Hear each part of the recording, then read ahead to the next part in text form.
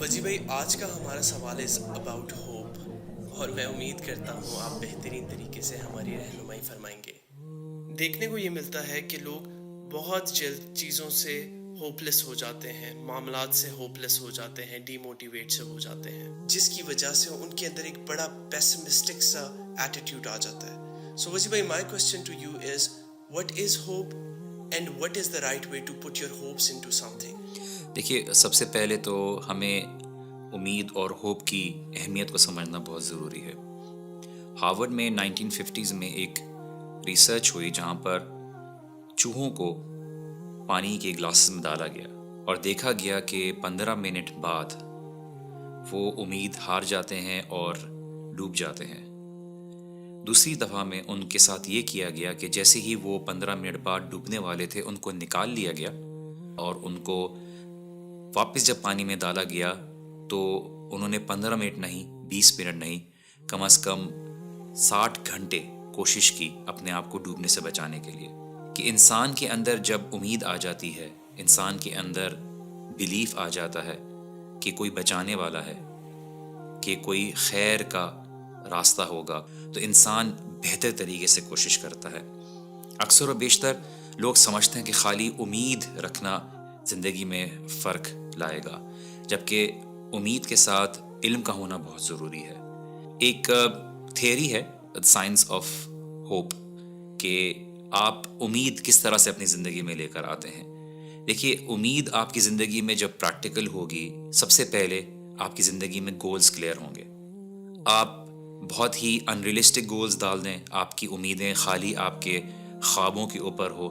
تو ظاہری سی بات ہے آپ کو نا امیدی کا سامنا کرنا پڑتا ہے۔ جب تک آپ اپنی زندگی میں ریئلسٹک گولز نہیں ہوں گے، پریکٹیکل گولز نہیں ہوں گے، ایسے گولز جو آپ ان کو حاصل کر سکو، آپ کی زندگی میں اس امید کا کوئی فائدہ نہیں ہے۔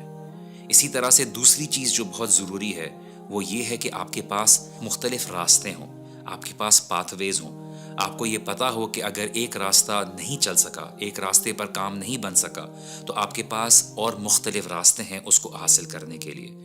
تیسری چیز یہ ہے کہ آپ کے پاس یہ امید ہونی چاہیے، یہ موٹیویشن ہونی چاہیے، وہ ایجنسی ہونی چاہیے کہ آپ کو پتا ہو کہ میں یہ کر سکتا ہوں۔ آپ ایسے لوگوں کے بیچ میں بیٹھتے ہو جہاں پر آپ کو موٹیویشن ملتی ہو، آپ اپنے آپ کو روز موٹیویٹ کرتے ہیں، اور آپ اپنے آپ کو یہ یاد دلاتے ہیں کہ آپ کے لیے اس چیز کا یا اس مقصد کا حاصل کرنا کتنا ضروری ہے۔ دیکھیں، زندگی میں مشکلات آتی ہیں تو اللہ سبحانہ و تعالیٰ نے اس کو وقتی رکھا ہوا ہے۔ لوگ مایوسی کا شکار ہو جاتے ہیں، اپنے رب کے ساتھ مایوس ہو جاتے ہیں، وہ یہ سمجھتے ہیں شاید اللہ سبحانہ و تعالیٰ نے ان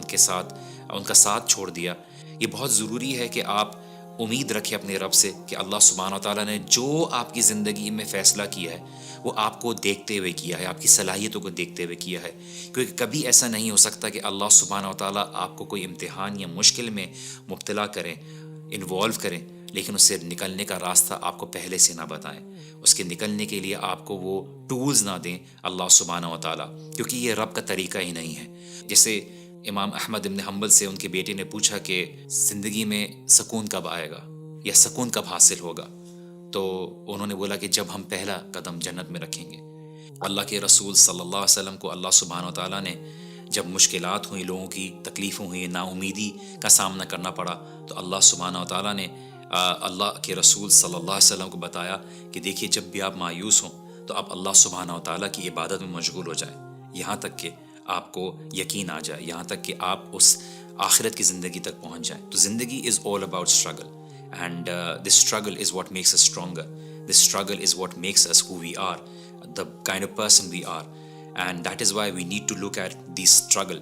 ہمیں یہ کوششوں کو، ہمیں یہ جستجو کو ایک الگ انداز سے دیکھنے کی ضرورت ہے، and this is why we need to keep on fighting۔